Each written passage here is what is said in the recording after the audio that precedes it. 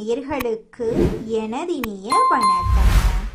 மேசம் ராசிக்கார நேயர்களுக்கு நம்மளுடைய மேச ராசிக்காரங்க தைரியம், வேகம், தலைமைத்தன்மை நிறைந்தவங்களா இருக்காங்க.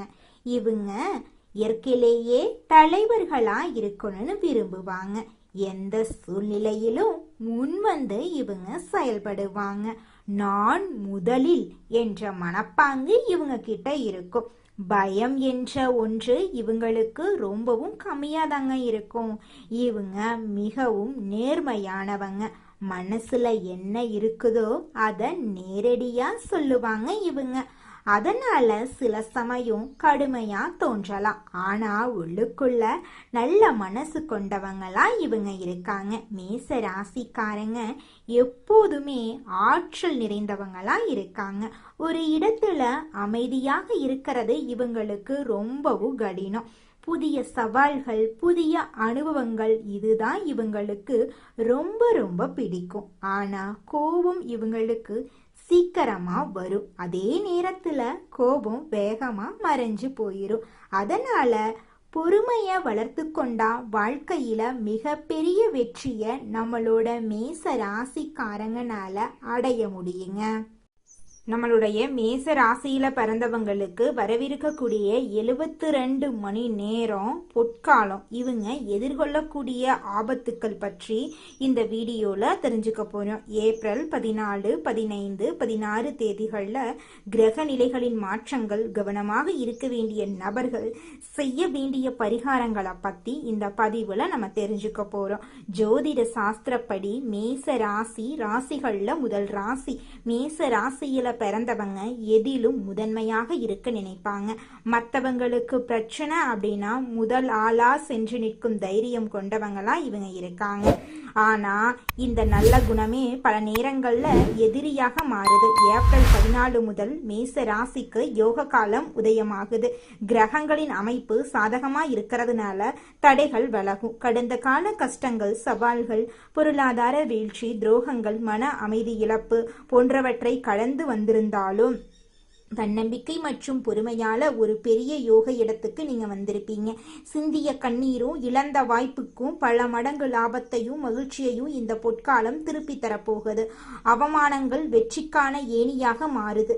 சொத்து பிரச்சனைகள் சாதகமாக முடியும். தடைபட்ட சுபகாரியங்கள் கைகூடும். புதிய தொழில் தொடங்கவோ இருக்கும் தொழிலை விரிவுபடுத்தவோ இதுவே சிறந்த தருணமா இருக்கு. பணப்புழக்கம் அதிகரிக்கும். கடன்கள் வசூலாகும். நிதி உதவி கிடைக்கும். ஏப்ரல் 14 முதல் எழுச்சி பிரம்மாண்டமா இருக்க போகுது. உங்க வாழ்க்கையே சொர்க்க வாழ்க்கையாக இருக்க போகுதுங்க. யோக காலம் வரும்போது அஷ்டலட்சுமிகளும் வாசல் தேடி வருவாங்க. அதே சமயம் பொறாமை என்னும் இருள் சக்தியும் கூடவே வரும். மேச ராசிக்காரங்க மற்றவங்களை எளிதில் நம்பி விடுறாங்க. சா, கா ஆகிய எழுத்துக்களில் பெயர் தொடங்கும் நபர்களிடம் எச்சரிக்கையா இருக்கணும். இவங்க போலி நண்பர்கள், குறை சொல்பவர்கள், பேராசைக்காரர்கள், கோபக்காரர்கள் என 4 ரூபங்கள்ல அணுகி பொற்காலத்தை கெடுக்க முயற்சிப்பாங்க. புகழ்ச்சி பாடும் போலி நண்பர்கள் ரகசியங்களை தெரிந்து கொள்ள முயல்வாங்க. குறை சொல்பவர்கள் தன்னம்பிக்கையை உடைப்பாங்க. பேராசைக்காரர்கள் பணத்தை சுரண்ட பார்ப்பாங்க. கோபக்காரர்கள் உணர்ச்சிகளை தூண்டிவிட்டு தவறான முடிவுகளை நம்மளை எடுக்க வைப்பாங்க. வேலன் என்ற இளைஞனின் கதையை உதாரணமா கொண்டு இந்த 4 வகை மனிதர்களை எப்படி கையாள்றது அப்படிங்கிறத பத்தி நம்ம தெரிஞ்சுக்க போறோங்க. நீங்க எச்சரிக்கையா இருக்கணுங்க. 72 மணி நேர பொற்காலத்தை வெற்றிகரமா மாற்ற சில ஆன்மீக ரகசியங்கள் மற்றும் பரிகாரங்கள் இருக்கு. ஏப்ரல் 14, 15, 16 தேதிகள்ல அதிகாலையில பிரம்ம முகூர்த்தத்துல எழுந்து வாசல்ல மஞ்சள் நீர் தெளிக்கணும். சிவப்பு நிற ஆடைகளை அணியணும். ஏப்ரல் 15 அன்று அம்மன் அல்லது முருகன் கோயிலுக்கு போயிட்டு நெய் தீபம் ஏற்றி வழிபாடு செய்யணும். ஏழைகளுக்கு சிவப்பு நிற பழங்கள் அல்லது உணவு தானம் வழங்கணும். பறவைகளுக்கு தண்ணீர் வைக்கணும். ஏப்ரல் 16 அன்னைக்கு குலதெய்வத்தை நினைச்சு எலுமிச்சை பழத்தை வாசல்ல அறுத்து போடணும். இந்த மௌனமும் விழிப்புணர்வும் உங்க வாழ்க்கையில தெளிவை உண்டாக்கும். உங்களுடைய ஆசைகளையும் கனவுகளையும் நிறைவேற்ற வைக்கிங்க. அதுல துளி கூட மாற்றமே கிடையாதுங்க. ஒரு கிராமத்துல வேலன் என்ற இளைஞன் இருந்தான். அவ மேச ராசியில பிறந்தவன். மிகவும் தைரியசாலியா இருப்பான். அடுத்தவங்க செய்ய முடியாதுன்னு ஒதுக்கி வச்ச காரியத்தை கூட அழகா திட்டம் தீட்டி முயற்சி பண்ணி அந்த காரியத்துல வெற்றி அடையக்கூடியவனா இவன் இருப்பான். ஆனா எதற்கெடுத்தாலும் உணர்ச்சி வசப்படுவான். அவனது கடந்த காலம் வறுமையாலும் உறவினர்களின் துரோகங்களாலும் நிறைந்திருந்தது. ஒரு நாள் ஒரு பெரியவர் அவரிடம் வந்து, ஏப்ரல் 14, 15, 16 ஆகிய 3 தேதிகளும் உன் தலையெழுத்த மாத்தும் நாட்கள். ஆனா 4 உருவங்கள்ல உனக்கு சோதனை வரும், நிதானமா இரு அப்படின்னு எச்சரித்தாரு. அதே போல ஏப்ரல் 14ஆம் தேதி அவனது உறவினர் ஒருவர் வந்து, நீ பெரிய அறிவாளி, உன்னால எதையும் சாதிக்க முடியும், நீ ஒரு மாபெரும் வீரன் என்று புகழ்ந்து அவனது தொழில் ரகசியங்களை கேட்க முயற்சித்தாரு. வேலன் சுதாரிச்சு கொண்டு அந்த பெரியவர் சொன்ன எச்சரிக்கையை நினைவில் வைத்து எதையும் சொல்லாம புன்னகையோடு அங்கிருந்து விலகினான். அடுத்த நாள் ஏப்ரல் 15ஆம் தேதி ஒரு நண்பன் வந்து, குறுகிய காலத்துல பணக்காரன் ஆகலாம், என் திட்டத்துல சேரு, பணத்தை முதலீடு செய் என்று ஆசை காட்டினான். வேலன் குறுக்கு வழி வேண்டாம், உழைத்து முன்னேறுவது மட்டும்தான் நிரந்தரம் என்று மன உறுதியோடு மறுத்துட்டான். அதே நாள் மாலையில வேலனின் பழைய எதிரி ஒருவன் வந்து அவனை வேண்டுமென்றே தரக்குறைவாக பேசி அவனது குடும்பத்தையும் விமர்சித்து வம்புக்கு இழுத்தாங்க.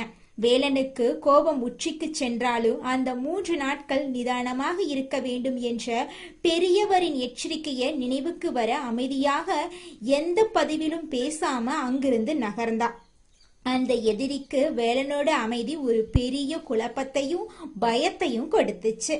அந்த 3 நாட்களும் அவன் காட்டிய பொறுமை மற்றும் அமைதியால ஏப்ரல் 17ஆம் தேதி அவன் நீண்ட நாட்களாக காத்திருந்த ஒரு மிகப்பெரிய தொழில் வாய்ப்பு அவனை தேடி வந்துச்சு. அவனுக்கு அரசாங்க தரப்பிலிருந்து ஒரு பெரிய ஒப்பந்தம் கிடைத்தது. அவனது வறுமை நிரந்தரமா ஒழிஞ்சு போச்சு.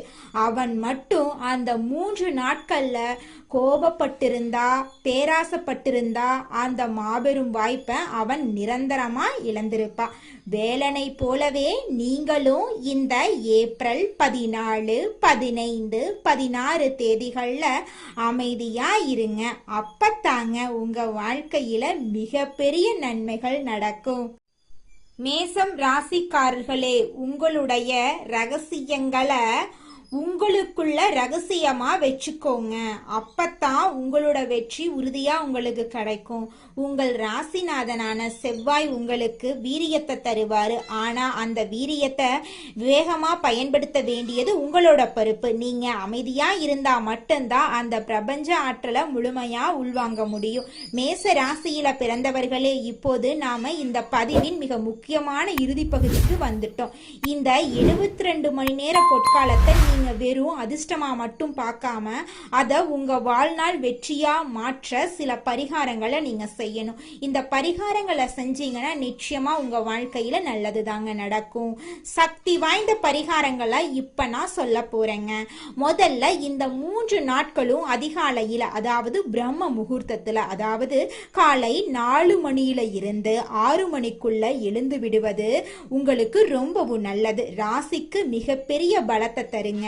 எழுந்த உடனே ஒரு செப்பு பாத்திரத்துல நீர் எடுத்து அதுல ஒரு சிட்டிகை மஞ்சள் கலந்து உங்க வாசல்ல தொளிக்கிறது உங்கள் வீட்டுக்கு நுழைய துடிக்கும் எதிர்மறை ஆற்றல்களை அடியோடு அழிச்சிருங்க. மேச ராசிக்கு செவ்வாய் பகவான் அதிபதி அப்படிங்கறதால இந்த 3 நாட்களும் நீங்க சிவப்பு நிற ஆடைகளை அதிக அளவுல பயன்படுத்துங்க. உங்களை சுத்தி ஒரு தெய்வீக பாதுகாப்பு கவசத்தை நிச்சயமா உருவாக்குங்க. குறிப்பா நான் எச்சரித்த அந்த 3 எழுத்துள்ள பெயர்களை நீங்க சந்திக்க நேரிடும் போது இந்த சிவப்பு நிறம் உங்க மன உறுதியை கொலைக்காம பாதுகாக்குங்க.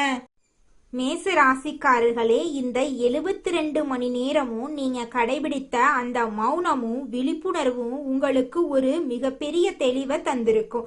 இனி உங்க வாழ்க்கையில பயம் என்பதற்கு இடமே இல்லை. அந்த பொற்காலம் உங்க வாசல்ல வந்து நிக்குது. அதை முழு மனதோட அனுபவிக்க தயாரா இருங்க. இதுவரைக்கும் நாம பார்த்த இந்த விஷயங்கள் அனைத்தும் உங்க வாழ்வை நல்வழிப்படுத்தவே சொல்லப்பட்டதுங்க. மேச ராசிக்காரர்களே, உங்க வாழ்க்கையில நீங்க சந்திக்க போகும் இந்த மாற்றங்களை மற்றவங்களுக்கும் பகிருங்க.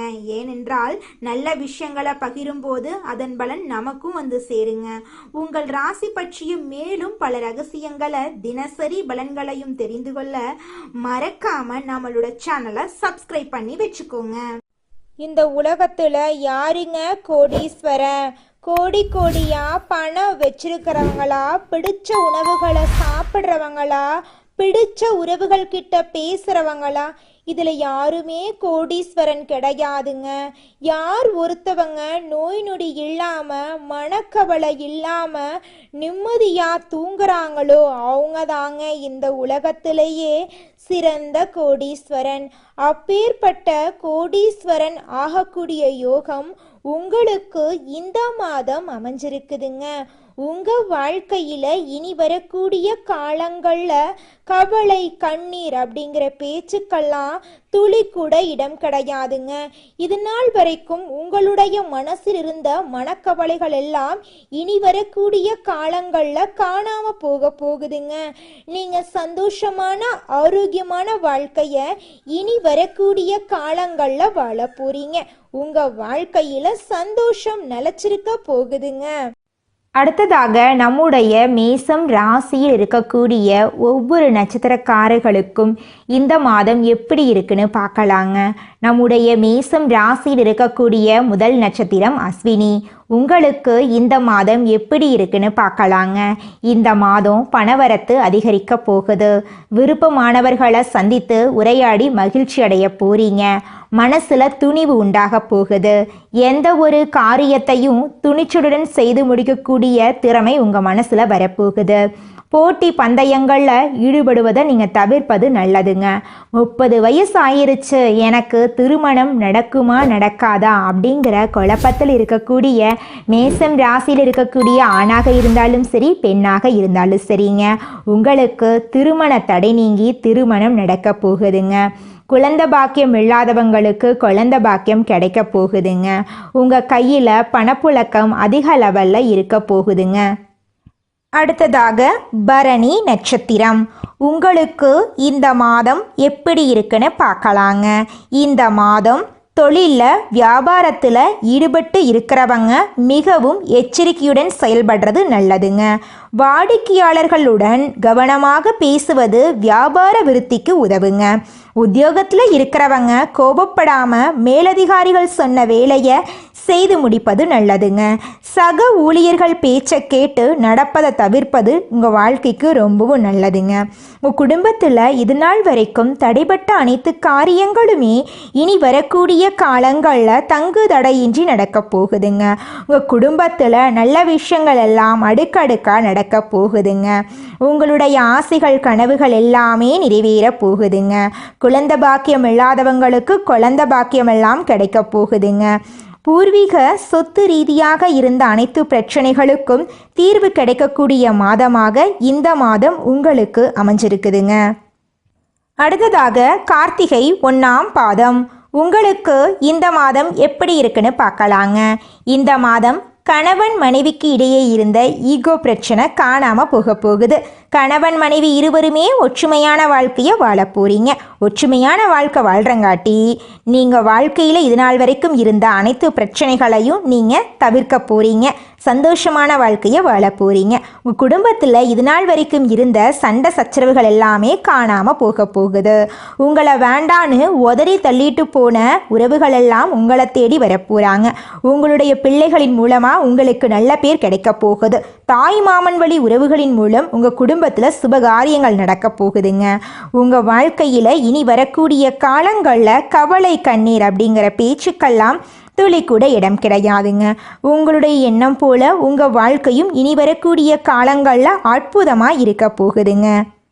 எதையும் சமாளிச்சு குறுகிய காலத்துல வாழ்க்கையில முன்னுக்கு வரக்கூடிய திறன் கொண்ட மேசம் ராசிக்கார அன்பர்களே, இந்த மாதம் எதையும் சமாளிக்கும் திறமை உண்டாகும்.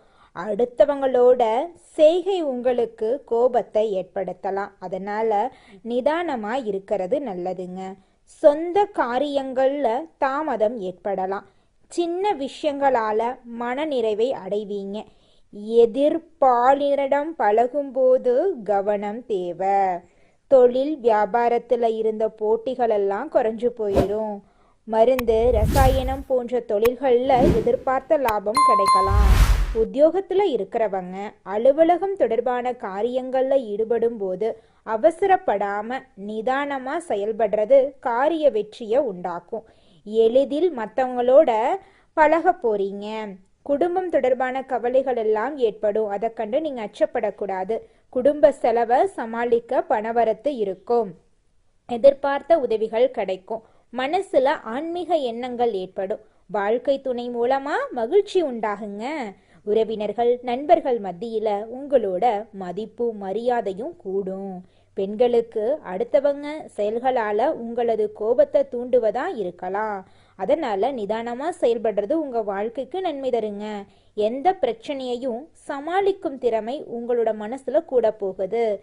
கலைத்துறையினர் நன்மை தீமை பற்றிய கவலை இல்லாம எதையுமே செய்ய முற்பட போறீங்க. நட்பு வட்டத்துல நிதானமா பழகிறது நல்லதுங்க. உற்சாகமா இருப்பீங்க. டெக்னிக்கல் சார்ந்த துறையில நல்ல பேர் உங்களுக்கு கிடைக்கும். அரசியல் துறையினர்களுக்கு எதிலுமே வெற்றி கிடைக்கும். செயல்கள்ல வேகம் உண்டாகுங்க. புத்தி சாதுரியத்தால அறிவும் திறனும் அதிகரிக்கும். எதை செய்வது எதை விடுவது என்ற மன தடுமாற்றம் ஏற்பட்டு பின்னர் நீங்கிருங்க. எதிர்பார்த்த பணவரவு தாமதமா உங்க கைக்கு வந்து சேருங்க.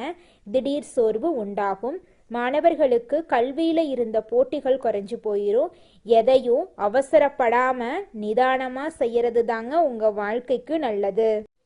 உங்க வாழ்க்கையில மேலும் நல்லதெல்லாம் நடக்க நீங்க செய்யக்கூடிய பரிகாரம் என்னன்னு பார்த்தீங்கன்னா, உங்க வீட்டுக்கு பக்கத்துல இருக்கக்கூடிய கண்ணு தெரியாத குழந்தைங்களுக்கு உங்களால முடிஞ்ச உதவிகளை செஞ்சுக்கிட்டு வாங்க. உதவி செய்யணும் அப்படிங்கிறதுக்காக நீங்க லட்சக்கணக்கில் செலவு பண்ணணும் அப்படிங்கிற அவசியம் கிடையாது. உங்களால முடிஞ்ச அளவுக்கு ஒரு பேனா வாங்கித்தாங்க, ஒரு பென்சில் வாங்கித்தாங்க. இந்த உதவியை செய்யறதன் மூலமா உங்க வாழ்க்கையில நீங்க செஞ்ச பாவங்கள் எல்லாம் குறைய போகுது. உங்களுடைய வாழ்க்கையே சொர்க்க வாழ்க்கையா மாறிடுங்க.